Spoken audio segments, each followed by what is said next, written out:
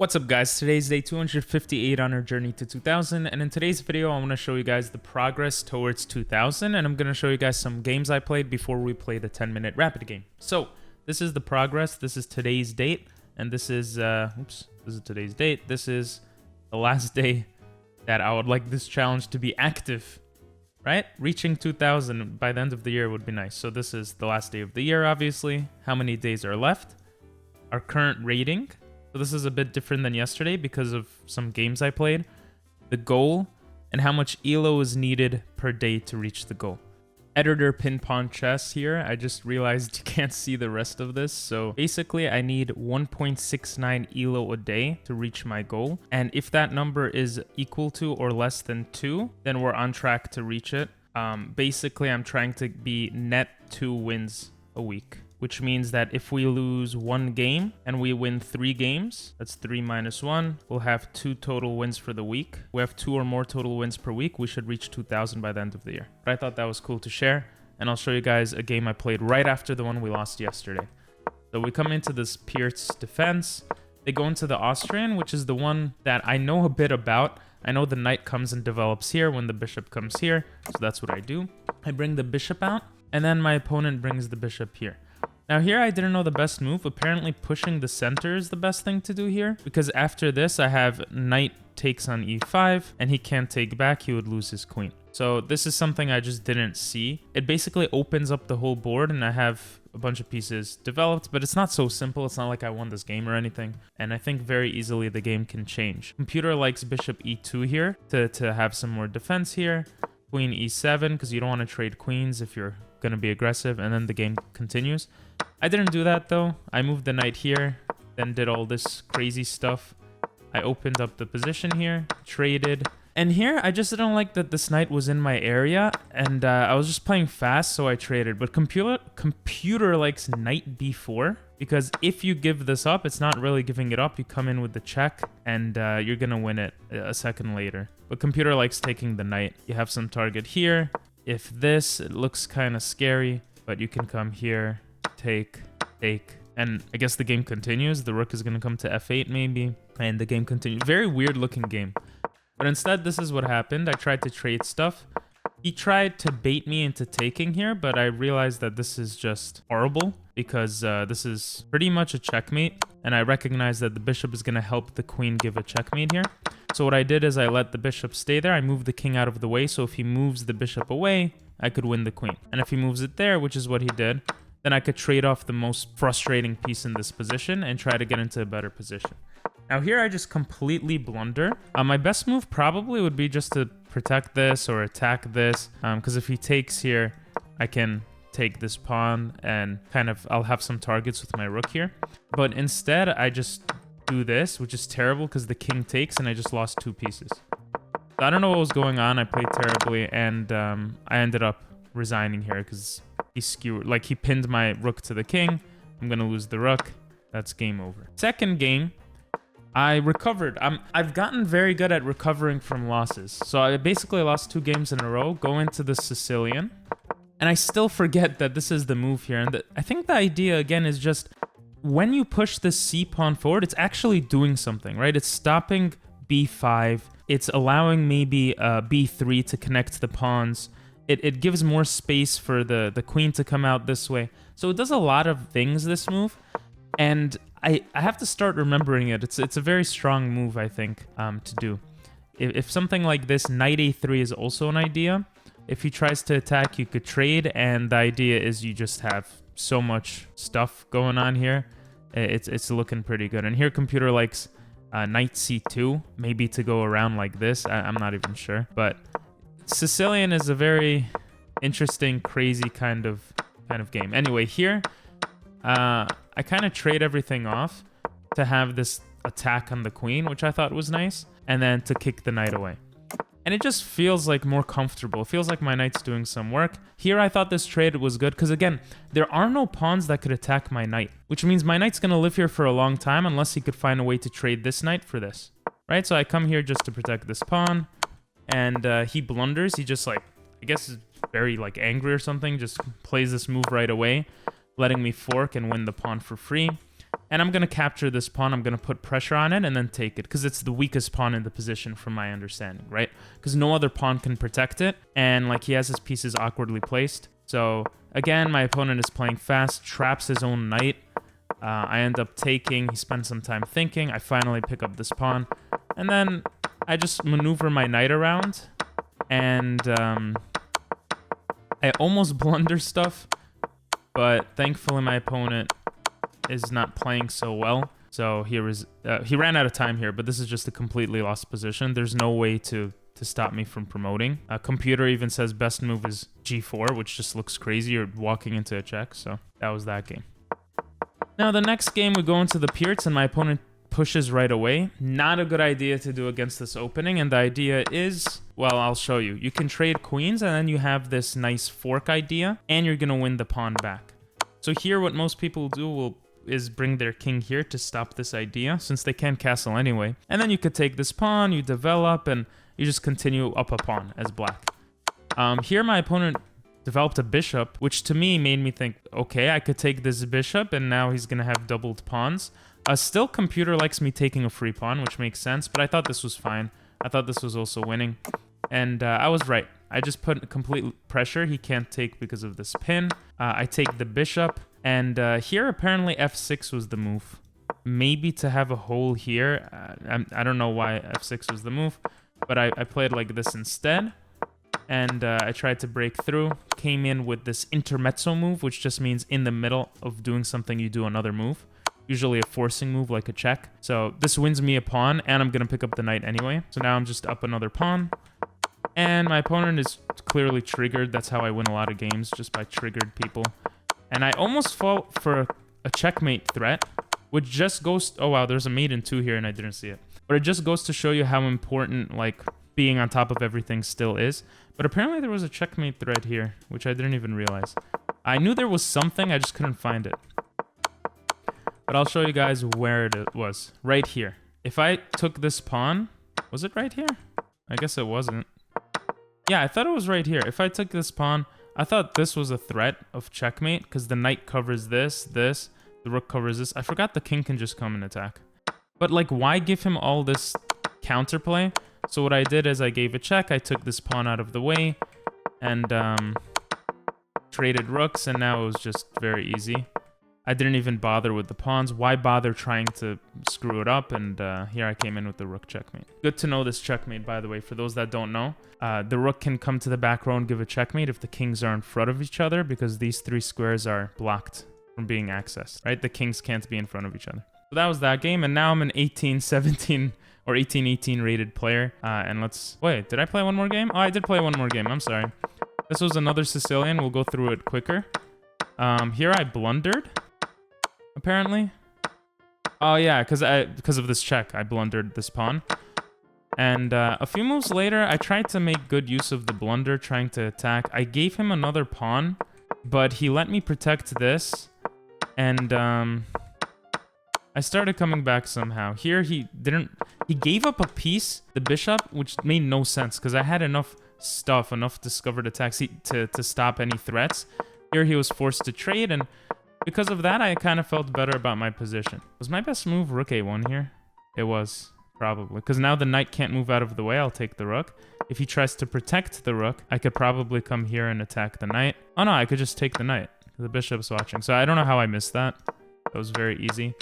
But I missed it. We go into this position. Trade stuff away. And that's it. Like, it's very hard to lose this position. Even with 20 seconds left, you guys can see how I took care of it. I made sure my rook got in. I made sure to stop his pawn from coming in. And if I had a few more seconds, I would have won this game. But, you know, I ran out of time. Now, the idea here would be probably to try to push him to the back row and then to force him to kind of yeah, like it's basically the idea we saw in the other game, but I ran out of time, something I have an issue with lately. But anyway, let's get into the new 10-minute game and see how it goes. So we're 18-18. We're versing an 1860 from Croatia. 1860 also. I shouldn't be intimidated. We're going into the Scandinavian. He does kind of the main line, I feel like. I don't ever really know the best moves here, but it should be fine. This pawn move looks a little weird. The idea here is that I can move the knight out of the way with the discovered attack on the queen. The queen moves away, I take with check. So this is the very kind of basic idea I have in mind when I play this opening, and it tends to do okay. So let's see what our opponent does. If he takes, we take. And yeah. You can see he didn't prep for that or wasn't ready for that. Sometimes it's good to do one or two moves that are okay but not amazing to get your opponent kind of out of preparation. So I want to attack this bishop. He's probably going to pull back, and then we could bring the bishop here, and I think we're going to castle. He's probably going to develop his bishop somewhere, maybe here. This would be a nice spot. Or he brings the queen attacking the pawn.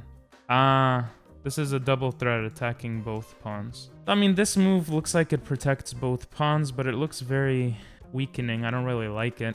This move could be good.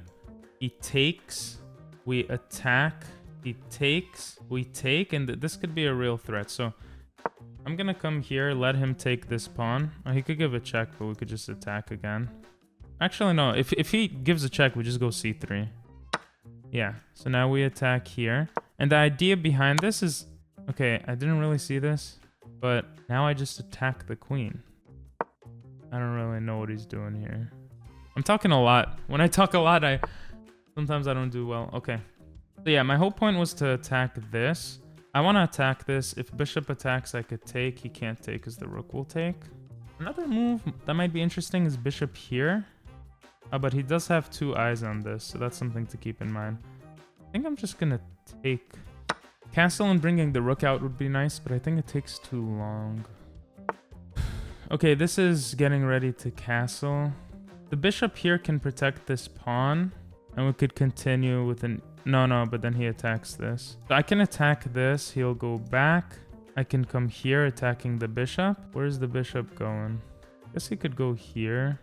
Of course, I could come here, let him take, and then give a check. Let the bishop come back. But I don't know if I want to let him take. Like, what's the advantage of letting him take? This is hard. This is what makes me lose on time. I mean, maybe the pawn move here is good. If he castles, we'll castle. If he moves the rook over, we move the rook over. The idea behind this move is to stop the queen from watching the knight.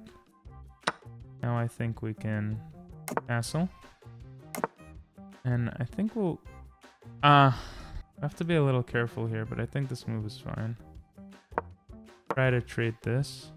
If the rook attacks, we bring the queen here, and we should be fine. This is a clever move. We do have the rook move now. We also actually have the knight coming back protecting. Let's do that. Very tricky position. Is this a good move? Wait, there must be a trick here somewhere. I feel it in my bones. Rook here, queen here. There's something here. Maybe rook here, queen here. The idea behind this is to go rook b2 and deflect the queen away from protecting the knight so we can take it. Maybe even queen d1 is better so we can go rook a1. I think that's a good idea. What a weird position. Past few games have had weird positions. Okay, we're gonna take like this. Rook's gonna attack. Oh, I just thought of something clever. Here? No, that doesn't work. Takes. Rook here. No, knight takes. Continue our plan coming here. And then we want the rook here. This can become a target. So we can do this now. And where's the queen going? I think we're gonna win the knight. So takes, unless the knight takes. Let's first do this. If we could trade queens, these might be easy targets. I mean, this is a passed pawn, but this one is separated from any pawns. And this is gonna be our weakness, but at least this guy's protected by him.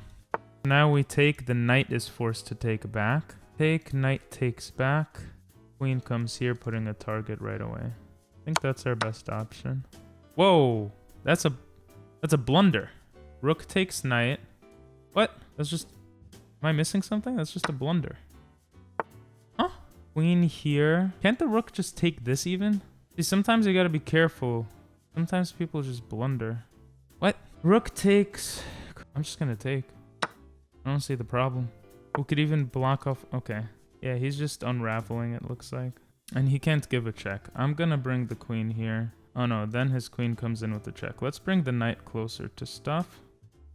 And try to go for a trade. Yeah, that was a clever move, so he has this. But now we have this. Rook gives a check. We come here, and we should be fine.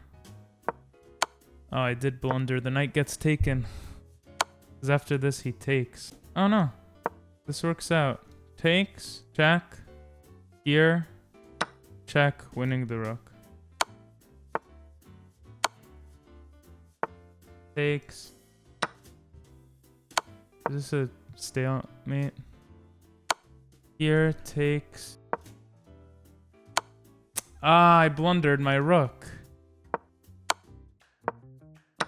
Damn, why do people play so fast? Why does it get to my head? This is a good move. Boom, boom. Ooh, for a second I was like, can he actually get my queen? Okay. I blundered. Why does he play so fast, man? Jesus Christ, did I really lose this game? Oh my god. Here, here, check. Here, here. Wait, here. Here, here. You could just move some other pieces. He's not even forced to. Okay.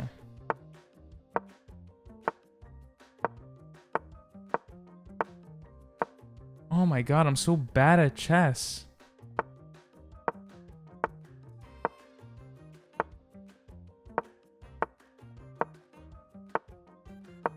Oh, I can't get this pawn. Oh my god, man.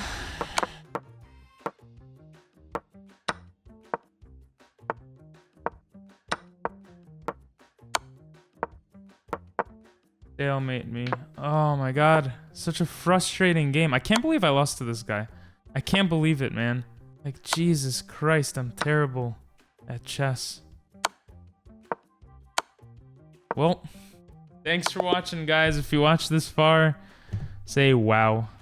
That was horrible. I don't even know if I want to review this game. I just feel such rage inside me for hesitating for so long. Like, I think way too highly about people this rating, and I shouldn't have any reason to. Alright, what's the trick here? Bishop c4. Is the idea to come with the knight here? g5. What? If he comes here? Take, take. We have... Oh, we have taken here. Okay, well that's interesting. I learned something in the Scandinavian. That I could just push the bishop away. And then bring the knight closer. And then push here. Wait, no. What was the idea here? f4. Why is this so much better? He goes back and we have f5. And he traps the bishop. Wow. Maybe I missed something with the queen, but... Okay, what else did we mess up on? Did the computer like g4? It liked queen e2. I just thought after this, what do I do? I didn't know. Like, I didn't like this position. But computer likes it. Computer says it's good. Here, computer likes queen d6 for my opponent. I would possibly take. He takes. Then bishop here, or queen e4. Which does what? Stays on this diagonal and saves this. What if the rook comes here to attack? We have bishop c4. Okay. Now we have... Oh, he can't do anything. He has to move the knight first. And we could take this because that's pinned. And here, this would be a checkmate. Yay, I actually won the game. Okay. So yeah, I did this on... So, computer likes knight h4. Which just looks so dumb to me. But this falls. He has to protect it. Then we have this. Bishop h6. Jeez, look at that, man. Look how crazy that is. That wins the game. That essentially wins the game. Wow. Very interesting stuff I don't know in the Scandinavian. Very interesting. Computer liked me castling there as well. Yeah, I thought this was okay. Computer liked, again, knight h4. It really wanted me to attack here. And of course, my whole point was I'm putting pressure this way too. Oh, I'm so stupid. This is such an obvious move. But then I would have to be aware of this. Computer likes castling. After castling, maybe the rook comes here. Again, the knight coming here. So, interesting. A lot of what they wanted was the knight to actually come to h4, to then come to f5 and be a target. Put more pressure on e7, I think was the point here. That's my lesson. I forgot to... We were doing lessons every day, like trying to take a lesson from every game. The lesson in this game is in the Scandinavian to go knight h4. Knight h4 is a super powerful move. And here, you know, I felt like this was kind of a move back. It didn't really make sense. And here I won the knight, which was nice. But computer liked queen e2, actually. If he takes here, I can take. That's just a trade, and I guess I'm coming in here and stuff. So this makes sense. I think, yeah, here my opponent completely blundered. I was completely winning. And then I overthought the position. I should have just put targets here, come here, and it's super easy. Instead, I move the knight out of the way, and I end up losing this knight. But I thought I win the rook back, and this is just a draw. I should have gone back and forth. I really should have. If he ever took here, then I have queen f1, protecting from any checks. If he gives a check, I have this, I guess. No, wait. That doesn't make sense. I could just take the queen. This protects from any checks. If he tries to do something, then I would have to play quickly. I don't know. I just have to learn how to play quickly. Keep eyeing this. If he tries to attack, maybe even coming here. But I think it becomes easier. Maybe even coming here, trying to break through like that. So instead, this is what happened. We traded. Did I have any other choice here? Yeah, I should have gone for the draw. I felt way too confident when I had no reason to be confident, and then I lost. Well, anyway, if you enjoyed, again, say wow in the comments below, and I'll see you guys next time. Bye-bye.